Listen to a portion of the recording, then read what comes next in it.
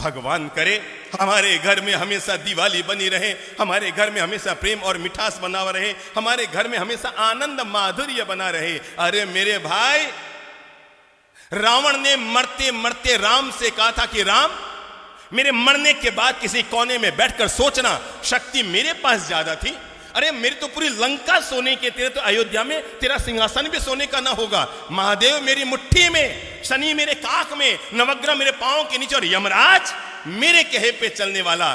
पर राम अपने राजमहल में पहुंचो ना अयोध्या, तो वहां पर जाकर सोचना कि आखिर ऐसा क्या हुआ कि युद्ध में तुम जीते और मैं हार रहा हूं, तुम जीत रहे हो मैं मर रहा हूं। मरते मरते रावण ने राज खोलते हुए कहा कि हे राम, मेरे मरने के बाद एक बात अपने कोने में बैठकर सोचना, युद्ध में तुम क्यों जीते और मैं क्यों हारा। तुम शक्तिशाली थे इसलिए नहीं जीते राम, शक्ति मेरे पास है। तुम भक्ति करते हैं भगवान की, अरे महादेव की जो मैंने भक्ति की है दुनिया में किसने की होगी। पर राम तुम इसलिए जीत गए, राम तुम इसलिए जीत गए।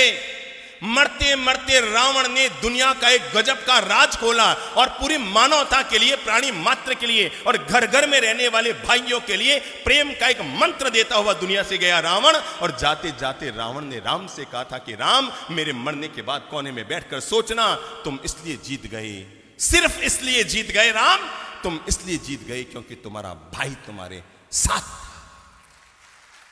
बस तुम इसलिए जीत गए क्योंकि तुम्हारा भाई तुम्हारे साथ था।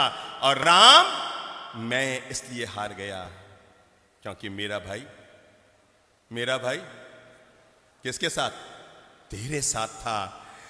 रावण ने मरते मरते राम से अनुरोध किया था कि अयोध्या में जब राज सिंहासन पर बैठो तो एक पल के लिए आंख बंद करके मेरे चेहरे को याद करके सोचना, अगर तुम्हारा भाई भी मेरे साथ होता और मेरा भाई भी मेरे साथ होता तो युद्ध में रावण जीतता या राम जीतता। यह है भाई भाई के प्रेम की ताकत।